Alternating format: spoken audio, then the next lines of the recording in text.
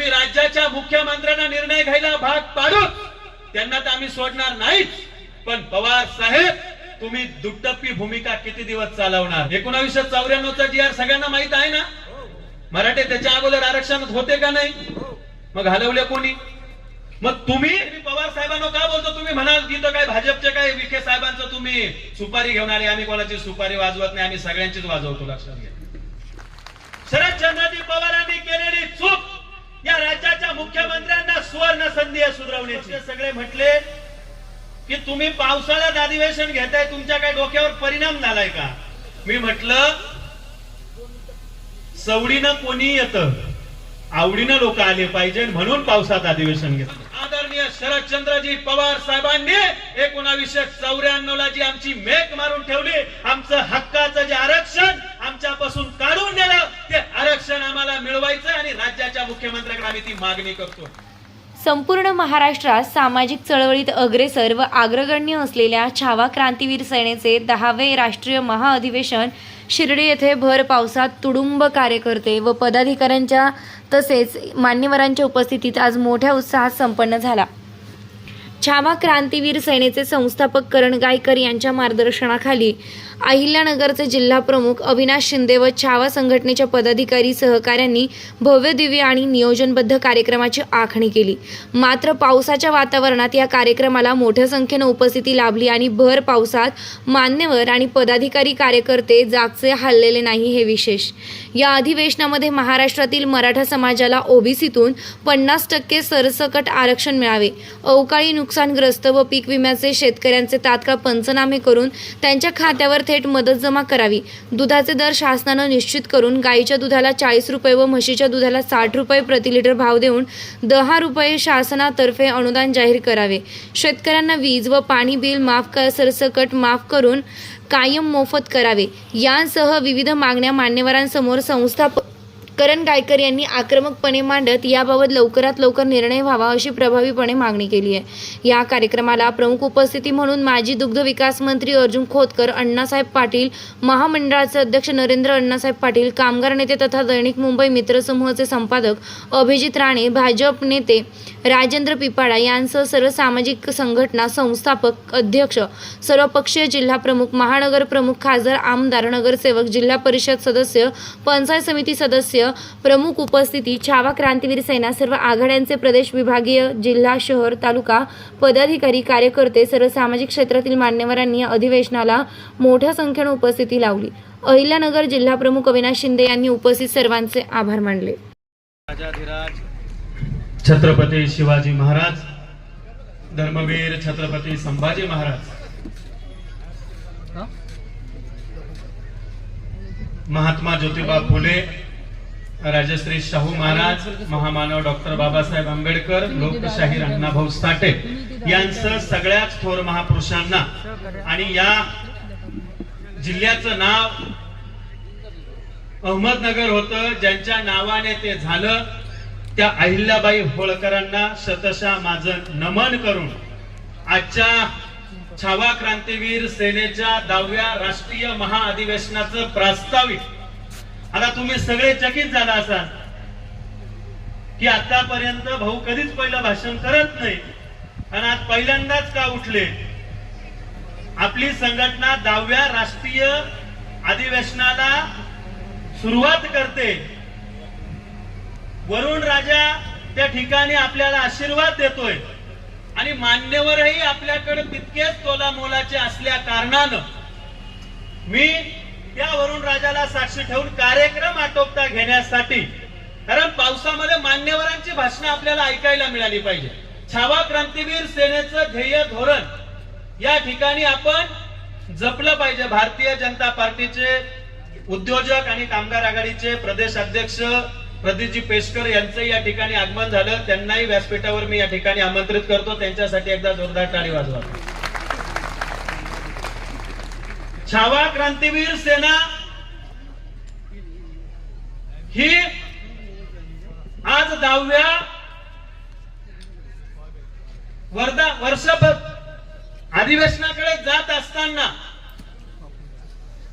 संघटनेची ध्येय धोरण, संघटनेची विचारसरणी आणि संघटनेच्या विचारसरणीवर सुरू असलेली आपल्या सगळ्यांची ही गौडदौड या ठिकाणी सुरू असताना पावसाळ्याचे दिवस आहेत. अनेक पदाधिकारी मला प्रदेशवरचे सगळे म्हटले की तुम्ही पावसाळ्यात अधिवेशन घेताय, तुमच्या काय डोक्यावर परिणाम झालाय का, आणि आम्हाला काय एवढ्या अशा चुकीच्या ठिकाणी तुम्ही दिवसा बोलवतात. मी म्हटलं सवडीनं कोणी येतं, आवडीनं लोक आले पाहिजे म्हणून पावसात अधिवेशन घेतलं. काम धंदा नसल्यावर मराठवाड्यात आमच्याकडे उन्हाळ्यात अधिवेशन घेतलं ना, अहो किती मोठे ग्राउंड होते भरणार आहे ना. आम्हाला गर्दी नकोय, आम्हाला विचाराच्या दर्दीवर चालणारे पदाधिकारी या छावा क्रांतीवीर सेनेत निर्माण करायचे. त्याच्यासाठी पावसाळ्यात अधिवेशन आहे, लक्षात घ्या. आणि सगळे म्हटले घ्यायचं तर मग नाशिकला घ्या. म्हटलं का, जो नवा जिल्हा आहे, सगळ्यात लेट ज्या जिल्हा प्रमुखाची निवड झालेली आहे, ज्या जिल्हा प्रमुखाला कुठलाही अनुभव नाही आहे संघटनेचा, त्या अविनाश शिंदेच्या अहिल्यानगर शिर्डीमध्ये आपण अधिवेशन देऊ आणि त्या ठिकाणी ते अधिवेशन यशस्वी करून टाकू. भाऊ, मी कायम माझ्या सवंगड्यांची पदाधिकाऱ्यांची परीक्षा घेत असतो. शेवटी मी संस्थापक आहे. पदाधिकारी हे जडणघडणीतून बनले पाहिजे, ते मजबूत झाले पाहिजे. आयतं सगळ्यांना मिळतं, आयतं मिळालं, गाड्या घोड्या मिळाल्या की सगळे लोक येतात, ते नकोय. स्वतःच्या हिमतीवर स्वतःच्या खर्चाने काही पदाधिकारी काल निघाले, काही आज सकाळी निघाले, काही दुपारी निघून या ठिकाणी पोहोचले. याचा अर्थ या संघटनेवर प्रेम करणाऱ्या लोकांची कमी नाही आणि कार्यकर्ते हे निष्ठेत कुठेही कमी पडत नाही. याच्याबद्दल तुमच्या सगळ्यांचं स्वतः टाळी वाजवून अभिनंदन करून घ्या.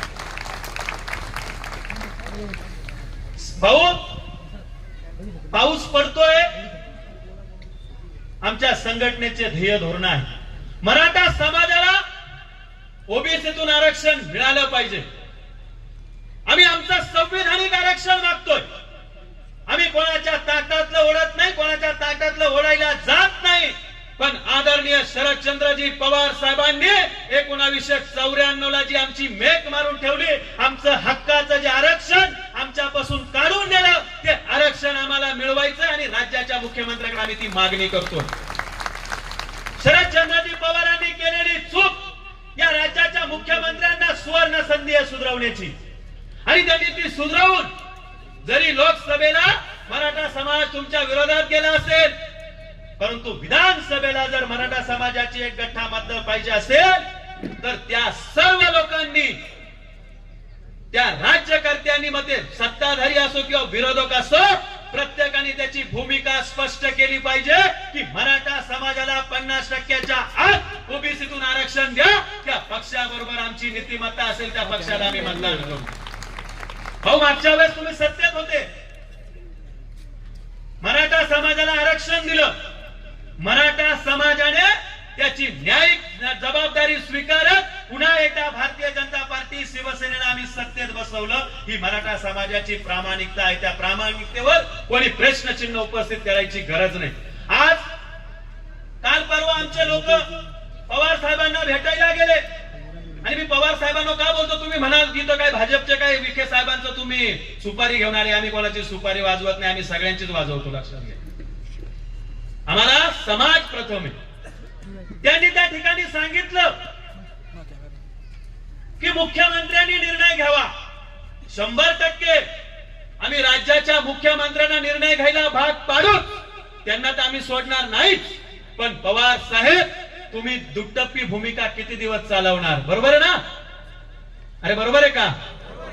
1994चा GR सगळ्यांना माहित आहे ना. मराठे त्याच्या अगोदर आरक्षण होते का नाही?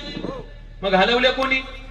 मग तुम्ही सरकारच्या समोर या आणि तुम्ही सरकारला सांगा की मराठा समाजाला या तरतुदीनुसार 50%च्या आत बसवा. मग सरकार कसं बसवत नाही आम्ही सरकारला बघून घेतो. पण तुमची तर विरोधक म्हणून पहिली भूमिका स्पष्ट करा, कारण राज्यामध्ये विरोधी पक्षाने आवाज उठवायचा असतो आणि सत्ताधाऱ्याने तो प्रश्न सोडवायचा असतो. ही भूमिका त्या ठिकाणी घेतली पाहिजे. पण तुम्ही पळवाट करता आणि काय म्हणतात, आपण त्याच्याबद्दल बोलायचं नाही, कारण आपल्याला मतं मिळाली, आपल्याला 10 पैकी 8 खासदार मिळाले.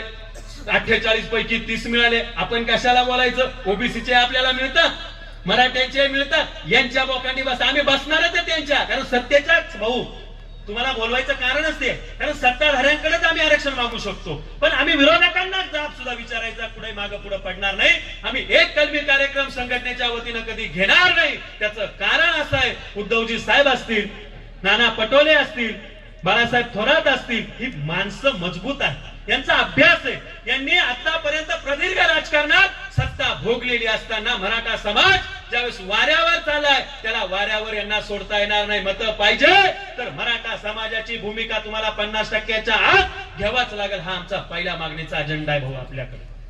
आमची दुसरी मागणी आहे, या महाराष्ट्रातला शेतकरी, राणे साहेब खऱ्या अर्थानं मराठवाड्यात आमचा शेतकरी जास्त आत्महत्या करतो, पण त्याचबरोबर उत्तर महाराष्ट्र, पश्चिम महाराष्ट्रातला शेतकरी सुद्धा आता आत्महत्या करायला लागलाय. त्याचं कारण शोधलं पाहिजे. अहो, आम्हाला मेलेल्या शेतकऱ्याला मदत नकोय, तो जिवंत असलेला शेतकरी या देशाचा आर्थिक कणा आहे. तो शेतकरी सक्षम झाला पाहिजे, त्याला आर्थिक बाजूने मजबूत करा. तो मेल्यावर त्याला 5 लाख रुपये देऊ नका हो, ते देऊन काय तो पाहायला येत नाही, त्याचं घर उद्ध्वस्त होतं. ते 5 लाख रुपये त्याच्या आयुष्याला, त्याच्या फॅमिलीला पुरत नाही. म्हणून शेतकऱ्यासाठी मजबूत धोरण ह्या राज्यात आखलं गेलं पाहिजे. त्या शेतकऱ्याच्यावर आपण बोललं गेलं पाहिजे. त्याला जोडून दुधाच्या दराचं आंदोलन अनेक वेळा शेतकरी करतात. आमचे शेतकरी हे दूध रस्त्यावर फेकतात, पण त्या दुधाला हमी भाव मिळत नाही. म्हणूनच आज विखे साहेबांना आम्ही बोलवलं. ते खातच त्यांच्याकडे, भाऊ याच्या मागचं तुमच्याकडे होतं, तुम्हाला दुग्ध विकास मंत्री होते आपण, म्हणून त्या दुधाला आम्हाला भाव द्या. आम्हाला तुम्ही त्या दुधावर अनुदान नाही दिलं तरी चालेल, परंतु आमच्या दुधाला, गाईच्या दुधाला 40 रुपये आणि म्हशीच्या दुधाला 60 रुपये भाव सरकारनं जाहीर करावा, ही मागणी आमच्या अधिवेशनातली प्रमुख आहे. आणि तो का करावा? अहो, आमच्या ढेपीचं भाव किती आहे? बरोबर आहे, ढेपच म्हणतात ना. आता राज्यातून सगळे, त्याच्यामुळे कोणाकडे वेगळं म्हणतात, कोणाकडे वेगळं म्हणतात. त्या ढेपीला भाव किती आहे? चाऱ्याला भाव किती आहे? अहो, आता चारा राहिला नाही, पहिल्यासारखे जंगल राहिले नाही, चाऱ्याला गायरान राहिले नाही. गावात सगळ्यांनी अतिक्रमण करून घेतली. सरपंच झाला का पहिली गावरांची जागा पाहून कशी विकते येतील याच्याकडे डोळा ठेवतो. त्याच्यामुळे त्या दुधाला 60 रुपये आणि 40 रुपये भाव मिळाला पाहिजे. शेतकऱ्यांना कर्जमाफी देण्यापेक्षा आमचा विरोध आहे कर्जमाफीला. आता हे म्हणते का बाबा तुम्ही कर्जमाफीला विरोध करता? आम्हाला कर्जमाफी करून भिकारी नाही पाहिजे, तुमच्याकडे भीक नाही मागायची. आम्हाला शेतीसाठी लागणारी वीज आणि पाणी मोफत द्या, आम्ही आमचं पीक कमवून आमचं पोट भरू शकतो. आम्हाला कोणाच्या उपकाराची गरज नाहीये. ही भूमिका आमची या अधिवेशनाच्या माध्यमातून आहे. शेतीमालाला हमी भाव द्या. अहो, भाव द्या ना. तुमच्या दारूला भाव मिळतील, तुमच्या पाण्याच्या बॉटलीला आता 30 रुपये भाव मिळतो. आणि साहेब, मुंबईला आल्यावर ज्या ट्रायडेंट हॉटेलला तुम्ही चहा पाचता, तिला 100 रुपयाला पाण्याची बाटली मिळते. म्हणजे पाण्याला, जे पाणी फुकट आहे त्याला 100 रुपयाचा दर निश्चित आहे, त्याला 20 रुपयाचा दर निश्चित आहे. पण शेतकरी काबाड कष्ट घाम गाळून जे पीक कमवतो, त्या पिकाला हमी भाव मिळत नाही. तो हमी भाव मिळाला पाहिजे. म्हणून छावा क्रांतीवीर सेना वर्षभर या विषयाला लावून धरणार. राज्यकर्त्यांना, विरोधकांनी, सत्ताधाऱ्यांना ते देण्यास भाग पाडणार. कशाला आम्हाला कर्जमाफी पाहिजे? आमच्या मालाला भाव मिळाला, आम्ही तुम्हाला पैसे देऊ. इतका दिलदार शेतकरी या महाराष्ट्राचा, या भारतातला, त्याला गरज नाहीये, पण ती द्या. सगळ्यात अस्मितेचा विषय छत्रपती शिवाजी महाराजांचे गड किल्ले. अहो, ज्या छत्रपती शिवाजी महाराजांनी या हिंदुत्वाची स्थापना केली, त्या छत्रपती शिवाजी महाराजांच्या गड किल्ल्यावर कोणी उठतो ना अतिक्रमण करतो, कोणी जातो त्या ठिकाणी अतिक्रमणाच्या नावाखाली घर स्थापन करतो. अहो, छत्रपती शिवाजी महाराजांची अस्मिता आहे ते गड किल्ले, आणि आमचा स्वाभिमान आहे. या ठिकाणी आदरणीय ज्यांना कॅबिनेट मंत्री दर्जा आहेत आणि जे मराठा आरक्षणाचे पहिले आत्महत्या स्वतः समाजाला मिळावं म्हणून करणारे स्वर्गीय वाशी अण्णासाहेब पाटलांचे चिरंजीव, अण्णासाहेब पाटील महामंडळाचे अध्यक्ष, आदरणीय आमचे मोठे बंधू नरेंद्र पाटील साहेब यांचंही या ठिकाणी स्वागत करतो. त्यांचं एकदा जोरदार टाळी वाजून अभिनंदन करा. त्या गड किल्ल्यांचा विषय प्राधान्याने घेतला पाहिजे. या राज्यामध्ये अतिक्रमण काढावं म्हणून आंदोलन करायची जर वेळ येत असेल तर छत्रपती शिवाजी महाराजांचा महाराष्ट्र आम्ही कसा म्हणावा, छत्रपती शिवाजी महाराजांच्या या महाराष्ट्राला आम्ही हिंदुत्ववादी महाराष्ट्र कसा म्हणावा, याचं उत्तर आम्हाला या अधिवेशनातून पाहिजे. त्याचबरोबर राणे साहेब, जरा हा विषय तुमचा आहे, आम्ही सगळ्यांचेच विषय घेतले, भाऊंचाही घेतलाय, तुमचाही घेतलाय. कामगार कायद्याची अंमलबजावणी झाली पाहिजे. साहेब तिथंच मध्येच बसा, मध्येच तिथंच. मी भावाच्या व्यासपीठावर आहे, ती खुर्ची तुमचीच आहे. साहेबांसाठी परत एकदा टाळी वाजवा. खूप लांबून आहे, सगळे मंडळी मुंबई, जालना, नवीन मुंबई इथून आलेले मान्यवर आपल्याकडे लक्षात घ्या. साहेब, कामगार कायदा सरकार बनवतो, पाटील साहेब बनवतो सरकार.